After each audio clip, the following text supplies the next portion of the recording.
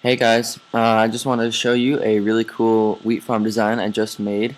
This is based off of something created by a YouTuber named GenerikB. You should really check him out. He's a cool guy. He has a lot of stuff like this.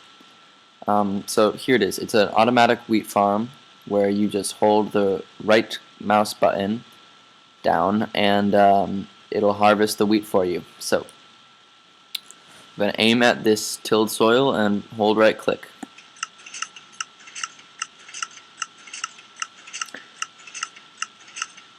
So as you can see, it is going really quickly. It's actually at a rate of 75 pieces of wheat per minute. I can just gather that. And the concept that this works off of is you use up your seeds before another item is dispensed, and so they all keep the same item slot. So I only have one seed here. I plant it, and I have a piece of bone meal. I plant that, and a seed replaces that in its in the hotbar. So now I'm going to show you guys how to make this.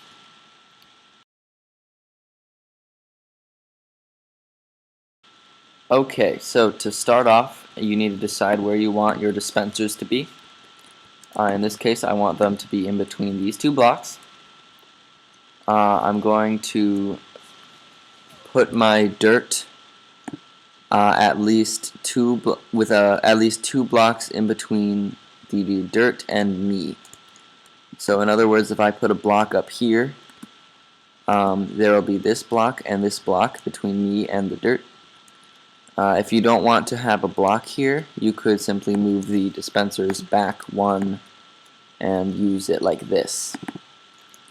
Okay, so next I'm going to dig down two, put a sticky piston, and put my dirt right there. Once that's done, I'm probably just going to say put the torch down on this block. Oops. On this block and two redstone there. Then put a building block on the side of this dirt and a sticky piston right above that. Put a block on that sticky piston, a torch below an air block right next to that block. Depending on what you want, I'll put a block here. I'm going to make a version of this that is 60 wheat per second, and then I'll show you how you can modify that to make it faster. So this torch will power a block here when the piston is extended and make this redstone powered. From that, we're going to connect it to this little circuit down here, bring it out one and bring it up one. Then connect that to a redstone torch. Take the signal from that redstone torch, bring it out, use a repeater, and put a piece of redstone dust here. So that makes a bud switch. So if I put a block next to the piston, it senses it, and with the system I just created with underneath here, every two updates, the dirt is going to pulse down and up, and that deletes pops the wheat off of the block. So next we want to hook up the dispensers to this. So this hooks up seeds. So I'll just put some seeds right there. And for the 60 wheat per second, it's a bit more efficient, and all you need to do is put a torch right there, and that holds the bone meal. I'll just put a few more seeds in there. So I'm going to actually cover up a bit so it looks more polished, and I'll put my water right here. Okay. I can till the soil, fix that.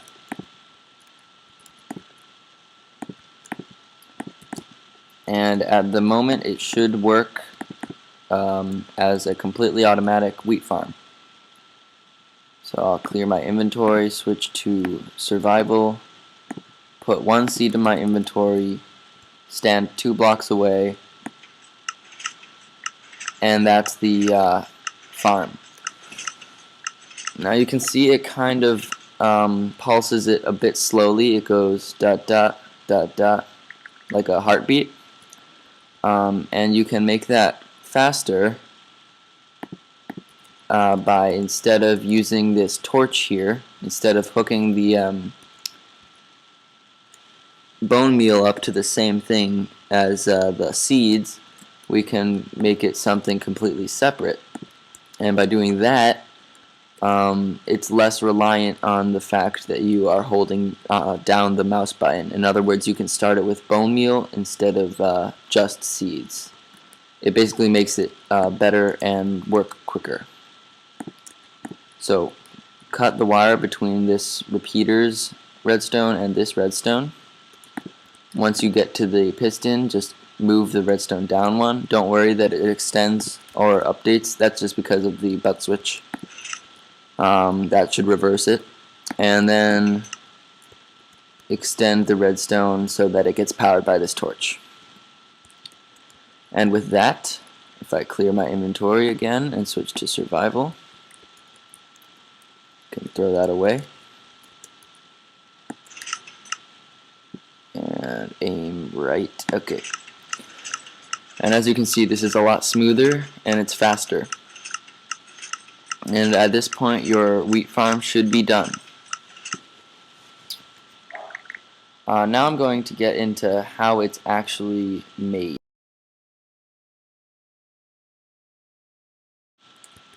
Okay, so what this consists of is a bud switch, which is triggered by anything involving the wheat on this block.